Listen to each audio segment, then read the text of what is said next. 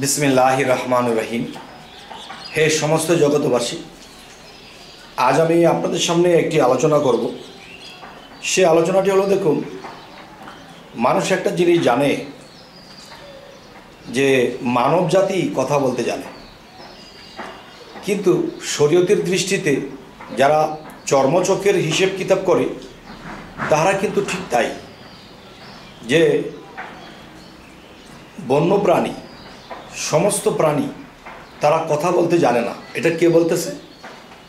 যারা চর্মচক্ষে দেখে এবং আধ্যাত্মিক চক্ষু নেই, রুহানি জগতের কোনো কিছু বোঝে না, তারাই কিন্তু একমাত্র বলে থাকে যে তারা কথা বলতে পারে না। কিন্তু আধ্যাত্মিক জগৎ বা রুহানি জগৎ, যারা রুহানি জগতের সাধনা করেছে, তারা কি বলবে জানেন?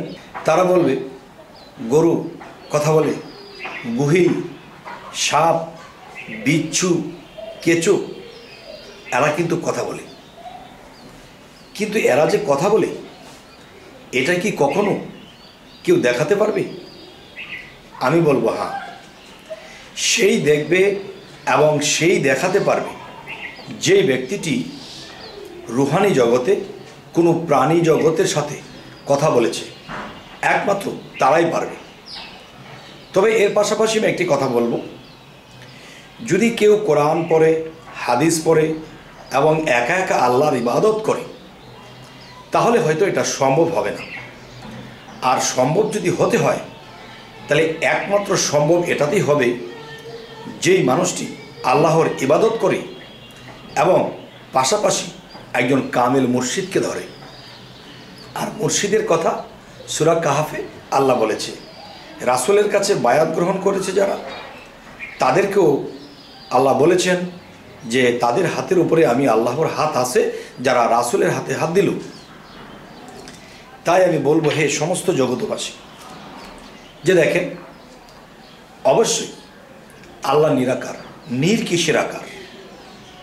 আমি যেই বান্ডে যা কিছু রাখবো, সেই বান্ডের মধ্যে যখন রাখবো সেই পানি, তখন হিসাবে সেই পানি সেই ভাণ্ডের রঙে রং ধারণ করবে। আদমের ভিতরে ঢুকে আল্লাহ আদমের রূপস্রোত ধারণ করেছে। তো এখন যেটা বোঝার, সেটি এভাবেই বুঝে নেব, যখন আমরা মুর্শিদ ধরব, তখন আমাদের সামনে একটা আয়না চলে আসে।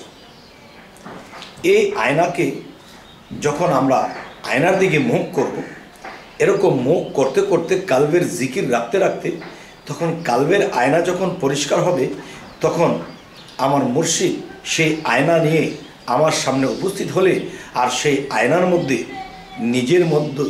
নিজের মধ্যে যে আত্মা বিরাজমান, সেই আত্মার ছবি সেই আয়নাতে দেখা যাবে। এবং সেই আয়নাটা যে নিজের মধ্যে ফিটিং করতে পেরেছে, তখন কি হয়েছে? তখন দেখা যায় যে পৃথিবীর সমস্ত মাখলুকাত সে আয়নাতে দেখা যায়। সেই বিশ্ব ব্রহ্মাণ্ডে যা কিছু আছে তা দেখা যায়, এবং কোন প্রাণী কথা বলছে, কে কি বলছে তা বোঝা যায়। সে আমাকে বলছে, আমি তাকে বলছি, সে আমার কথা বুঝতে পারছে, আমি তার কথা বুঝতে পারছি। তো এখন আমি যে কথাটি আপনাদেরকে বোঝাতে চাইলাম, আমরা জানি পৃথিবীতে কয়েকশো ভাষা আছে, আর আমি বলবো অগণিত ভাষা আছে, যা গুণে শেষ করার মতো নয়। তবে হে সমস্ত জগতবাসী, আজকের আলোচনা আমি এটি বোঝাতে চাইলাম যে পৃথিবীর সমস্ত মাখলুকাত নিজ নিজ ভাষায় কথা বলে, এবং সেই ভাষা সেই ব্যক্তিরাই বুঝতে পারবে যেই ব্যক্তিরা মুর্শিদের দেওয়া সাধনা করেছে, যোগ সাধন করেছে, অনেক স্বপ্নের ব্যাখ্যা শিখেছে, এবং আপসে আপ তাদের কানের মধ্যে খবর এসেছে, কে যেন আমার মধ্যে কথা বলে। তবে এই জিনিসটা পাইতে হলে কামেল মুর্শিদের কাছে যাওয়ার পর তিনি যে সাধনা দেবে, যে নিয়মকানুন দেবে, যদি সেভাবে করা যায়, ইনশাল্লাহ আমাদের মধ্যেও সেই খবর আসবে, সেই চক্ষু খুলবে, এবং আমরাও দেখব কোন প্রাণী কোন ভাষায় কথা বলছে, কি বলতে চাচ্ছে। তবে যাই হোক, এই সমস্ত জগতবাসীর ছোটোখাটো আলাপ করে আমি রেখে দেব। যদি এই ধরনের আলোচনা বা কী ধরনের আলোচনা আপনারা চাইছেন, তা অবশ্যই জানাবেন, এবং জানালে পরে আমরা অবশ্যই আপনাদেরকে সেটা দেওয়ার চেষ্টা করব। আমাদের চ্যানেলটিকে সাবস্ক্রাইব করে নেবেন। সকলে ভালো থাকবেন। আল্লাহ হাফিজ।